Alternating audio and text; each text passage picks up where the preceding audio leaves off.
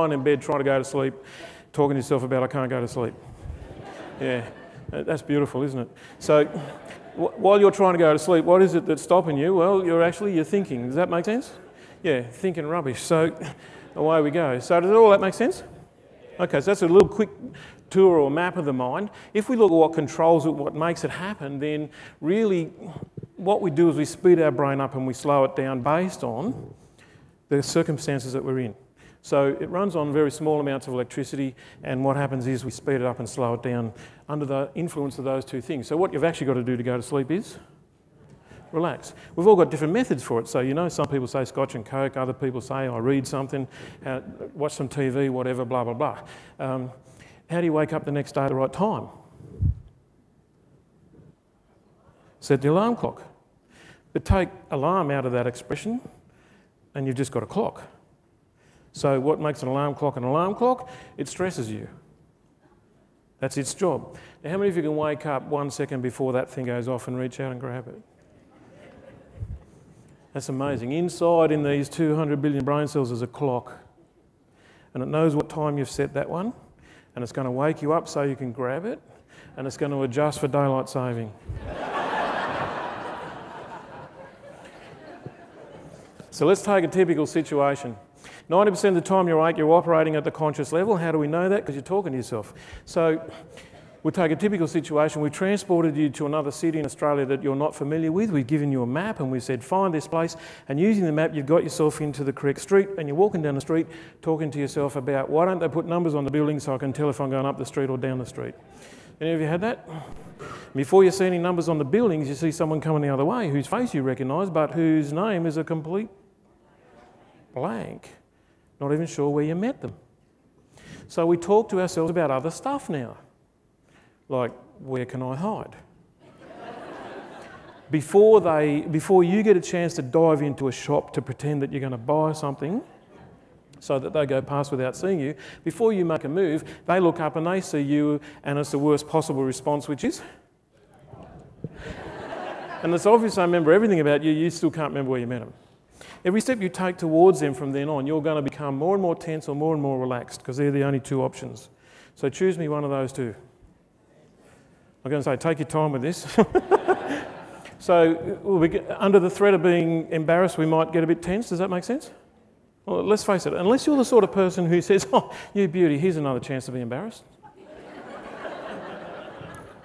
What's going to happen is you're going to get a bit tense, and so your brain's going to accelerate a little bit. It's going to move upwards, and now we're operating at the upper green line. And what have you moved away from? Memory. Because memory was in the middle bit, and we're further away from it. Does that make sense? You moved away from everything in the subconscious. There is less chance you're going to go to sleep, isn't there? Yeah. But do we remember that, or do we just notice I can't get my memory to happen? So, I don't know what women do. Men call each other mate. If someone's calling you mate, they have forgotten your name. If you are married to them, you need to work on relationships. Okay, so we have our conversation, that finishes, we both go our own separate ways. What happens 300 metres down the road? Remember the name. How come? Because the pressure goes off.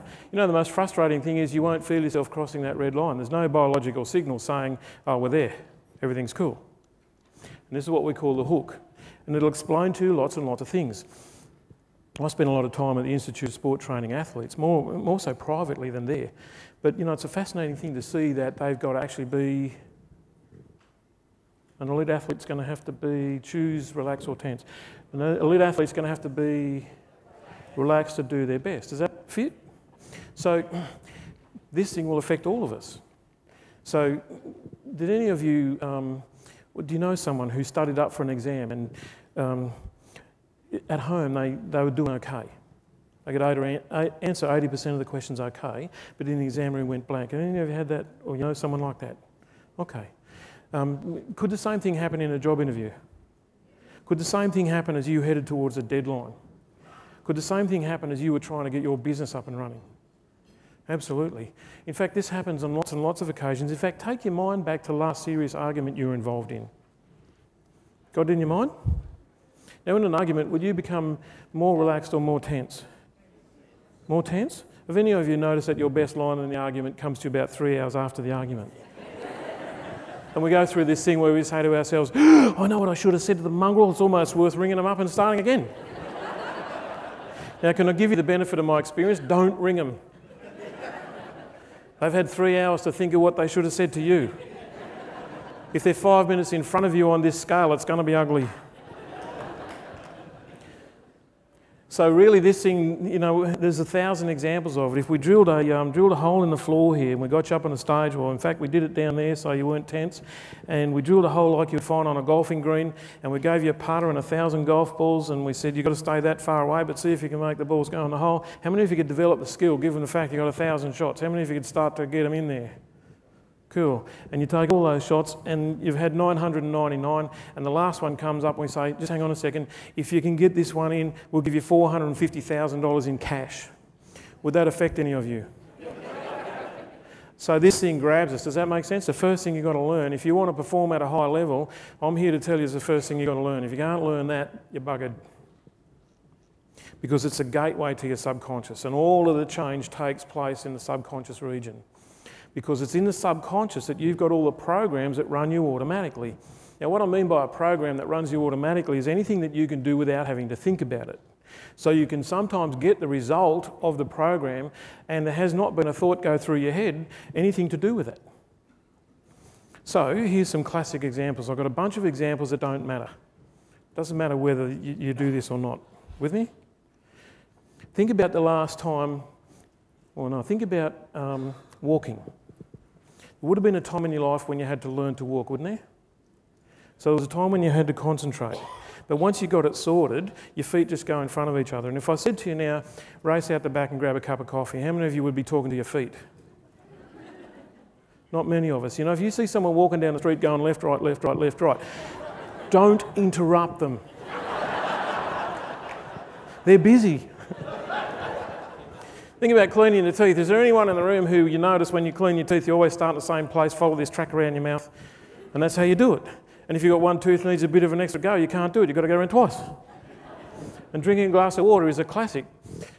Can any of you lurch into your kitchen and grab a glass of water and fill it up and drink it and look out the kitchen window to decide whether you're going to wash the car or not? That was like a question. Yep. That was so much like a question that I think we'll call it a question. So we go in the kitchen, we fill it up, and we drink it. Now, which part of your brain's handling the will I wash the car or not? Conscious, that top bit. Which part's handling the drinking the glass of water? The program, the subconscious. Is it complex, drinking the glass of water? No. But you could describe it like this. We grab it, and here's a funny thing. You won't notice this happen, but you will measure the distance from your thumb to the top of the glass within a millimetre every time you grab it, so you can get that on there. So you've got to get a foreign object to touch a part of your body you can't see. Unless you're Mick Jagger. I think he sends his lips out.